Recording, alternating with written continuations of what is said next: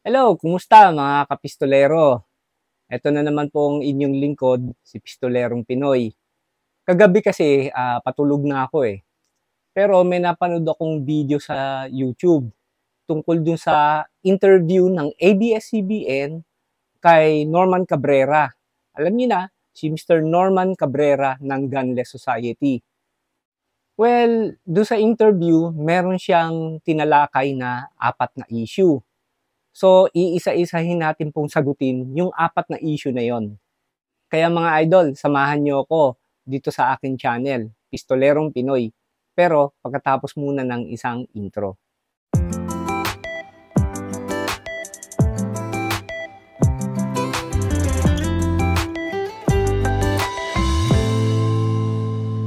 Well, ito yung video na napanood ko. Hindi magagandang bagay na pwedeng maidulot nitong batas na ito. There are 4 issues actually that we have against Republic Act 10591, which was approved by President. Okay, hinto muna natin. So ito yung sabi niya, 4 issues tungkol doon sa Republic Act 10591. Isa-isahin natin kung tama ba yung sinasabi ni Mr. Norman Cabrera ng Gunless Society. So ito yung unang issue niya. Pwedeng maidulot nitong batas na ito. There are 4 issues actually that we have against Republic Act 10591, which was approved by President Benigno Aquino in 1997, contradicting. Ops. Teka. Ang sabi ni Mr. Cabrera, yung Republic Act 10591 daw ay inuprubahan ni former President Benigno Aquino noong 1997. Ulitin natin. President Benigno Aquino in 1997, contradicting. Ayan, narinig nyo. 1997 daw. Tama o mali? Mali. Kasi ang Republic Act 10591 ay naaprubahan noong 2013. Her mother, no, when she supported the banning on carrying of firearms during her time. The first issue is right versus privilege.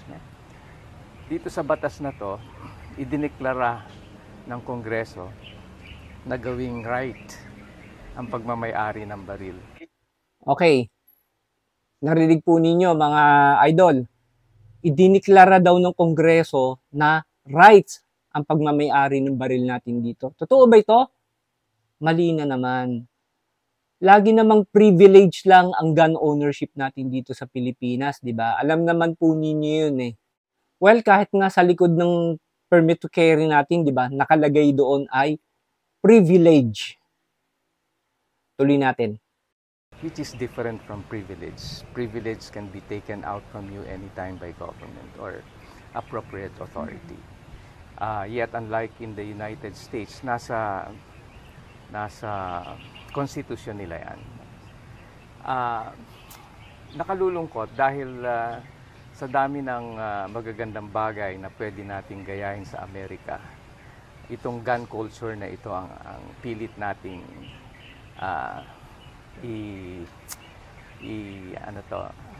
we're trying to put this culture into our country, no? Sa United States, 8 sa bawat 10 Amerikano ang possess firearms, no? This means 80%. Ginagaya daw tayo sa Amerika. Well, sa Amerika, kung meron silang mga mass shootings, dito sa atin, mga idol, nakarinig na ba kayo ng mga mass shooting dito sa Pilipinas? Wala, di ba? Kasi, iba ang kultura natin dito sa Pilipinas. Sa Amerika kasi, lagi ko sinasabi to, sa Amerika kasi, ang problema nila ay hindi gun problem, kung hindi psychological problem. Sige, tuloy natin. Sa Pilipinas, kabaligtaran. Actually, wala tayong gun culture sa Pilipinas. Why do I say that? If we are 100 million Filipinos, 2% lang yan ang may baril. Maybe nasa 2 million, put it at 2 million. Kasama na dyan, yung baril ng Philippine National Police at Armed Forces of the Philippines and other law enforcement agencies. No? So, na hindi naman ayon sa datos ng Armed Forces, Philippine National Police, hindi aabot yan ng 1 million. So the other 2 million, is probably yun yung mga privately owned, those who have gun licenses.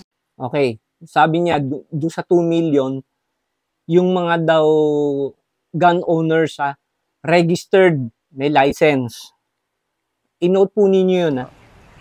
So, kung 100 million tayo, karamihan sa Pilipino, walang baril. Diba? So, itong ganitong pulisiya ng gobyerno ay malinaw na interest ng iilan kaysa sa karamihan. And that is the reason why we have a lot of killings here in the country. Up! Ayan na naman Lots of killings here in our country. Na-mention niya yung 2 million daw na licensed gun owner. Doon sinisisi yung mga patayan dito. Mga loose firearms po yung mga loose firearms po yung mga pumapatay. Nakarinig ka na ba ng mga licensed gun owners na ginamit ang mga baril nila sa krimen? Diba? Wala. Less than 1%. Ika nga, sabi nga ng Progan, diba? Less than 1%.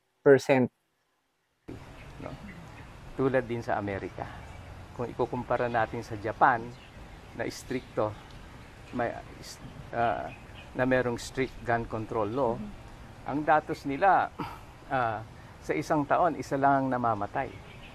Okay. Ayan na naman Alam mo yung mga gunless society, ang hilig nilang ikumpara ang bansa natin sa Japan, Australia, United Kingdom, yung mga bawal ang baril sa kanilang mga bansa. Well, ang Japan, disiplinado yung mga tao nila dun Napakababa nga ng crime rates nila dun Halos ang mga pulis nga dun, ang dala lang yata, mga batuta Sige, comment nga kayo kung ganun nga, mga batuta lang ang dala. Well, sa sa Australia, bawal nga ang baril nila dun kasi regulated. Okay, pero hindi naman ganun kataas ang krimen. Sa UK, bawal ang baril, pero ito, tignan niyo yung statistics dito. Puro mga knife attack naman ang nangyayari sa kanila. Okay, tuloy natin. Sa baril. Sa atin, libo-libo. No? Kaya kailangang mabago ito. Pangalawang punto, yung nabanggit ko sa iyo kanina na 5 kategorya ng lisensya sa pagmamay-ari. The first category is no more than 2 firearms. The second category is no more than 5. The third category LTAP ang sinasabi niya rito. The fourth category is no more than 15. And the fifth category, sinasabi nila for gun collectors, more than 15. That means technically infinity. You can have 20, you can have 30, you can have 50. No? So, yan yung kulturang... Ito. So, anong gusto niyang palabasin dito? Yung mga gun collector sa dami ng baril, papatay?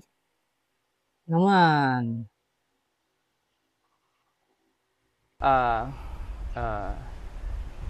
Itinatayo ng ating pamahalaan, ng ating kongreso sa ating bayan. Pangatlong issue ay yung issue ng penalty. No?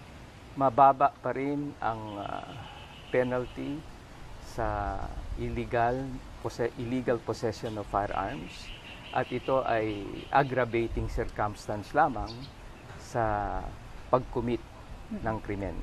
Okay. And the fourth issue is yung permits to carry. Ang nais namin ay maiban na yan o mawala na yung permits to carry. Kung gusto mo ng baril, doon sa bahay mo, residente, kung protection mo para sa sarili mo at pamilya. No? Pero kung ito ay dadalhin mo sa labas, ay ibang usapan na yan. So, yun ang 4 na issue na that we have against Republic Act 10591. So, okay. Yung pang-4 na punto niya, yung permit to carry.